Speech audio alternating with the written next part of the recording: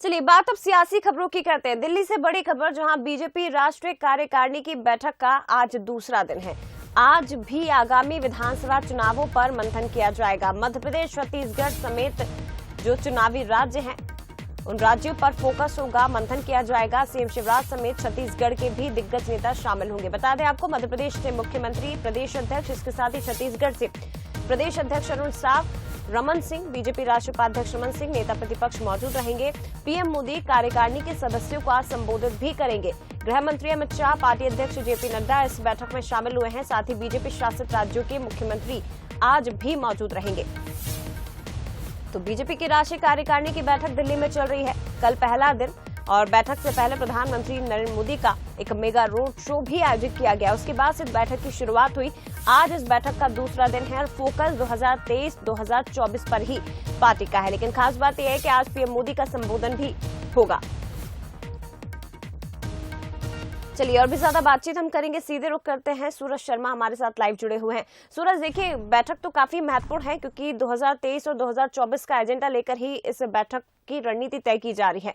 लेकिन जानना चाहेंगे आपसे, पहला दिन किस प्रकार रहा, आज इस बैठक का दूसरा दिन है, आज पीएम मोदी का संबोधन भी होना है।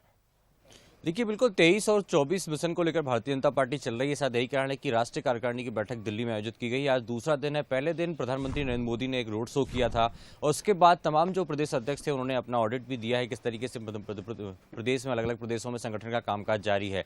आज दूसरा और अंतिम दिन है, इस पर चर्चा हुई। खासतौर से आने वाले समय में, खासतौर से 23 में 9 राज्यों में विधानसभा चुनाव होना है, उसको लेकर रूपरेखा बनाई जाएगी, संगठन की भूमिका तय की जाएगी और साथ ही इन मुद्दों पर भी चर्चा हुई। गुजरात फॉर्मूले में किस तरीके से गुजरात में बम्पर जीत हुई है, तो उस फार्मूला को किन किन राज्यों में लागू कर सकते हैं, किस प्रकार से लागू कर सकते हैं, चाहे टिकट बंटवारे की बात हो या बूथ स्तर पर किस तरीके से मजबूत करना है। सबसे बड़ा फोकस भारतीय जनता पार्टी का है बूथ पर है। यही कारण है कि पन्ना प्रमुख बनाने के बाद विस्तारक बूथ विस्तारक बनाए और अब एक 10-10 बूथ पर एक शक्ति केंद्र भारतीय जनता पार्टी बना रही है, जो कि गुजरात की तर्ज में, गुजरात में इस तरीका प्रभाव भी देखा गया था और सफल भी भारतीय जनता पार्टी हुई थी। शायद यही वजह है कि 10 बूथों पर एक शक्ति केंद्र भारतीय जनता पार्टी बना रही है। सबसे बड़ा फोकस यही है कि किस तरीके से बूथ को मजबूत करना है, यूथ को मजबूत करना है, ताकि आने वाले विधानसभा चुनाव में भारतीय जनता पार्टी की जीत हो। क्योंकि 9 राज्यों में चुनाव परिणाम तय करेंगे कि 24 में किस तरीके से बीजेपी आगे लेकर चलेगी।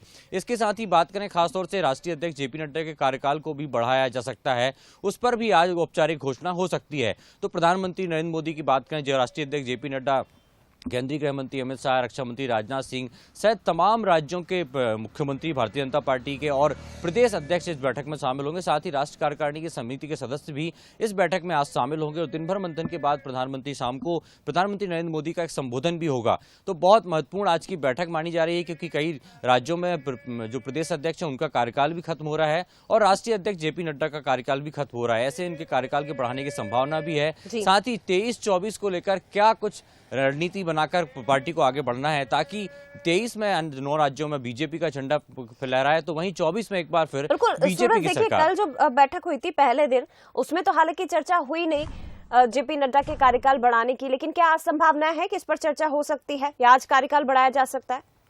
देखिए, बिल्कुल एक हफ्ते बाद ही कार्यकाल का जो समय है वो समाप्त हो रहा है। ऐसे में बहुत महत्वपूर्ण है कि आज संभावना यही है कि शायद राष्ट्रीय अध्यक्ष जेपी नड्डा के कार्यकाल बढ़ाने को लेकर औपचारिक ऐलान भी हो सकता है, क्योंकि ये तीसरे राष्ट्रीय अध्यक्ष होंगे जिनका कार्यकाल बढ़ाया जाएगा। इसके पहले नितिन गडकरी की बात करें या पूर्व राष्ट्रीय अध्यक्ष अमित शाह का कार्यकाल बढ़ाया था और अब संभावना यही बताई जा रही है कि जिस तरीके से 1 से 1.5 साल के अंदर ही 9 राज्यों में विधानसभा के चुनाव होना है और उसके तत्काल 4 महीने बाद लोकसभा का चुनाव होगा।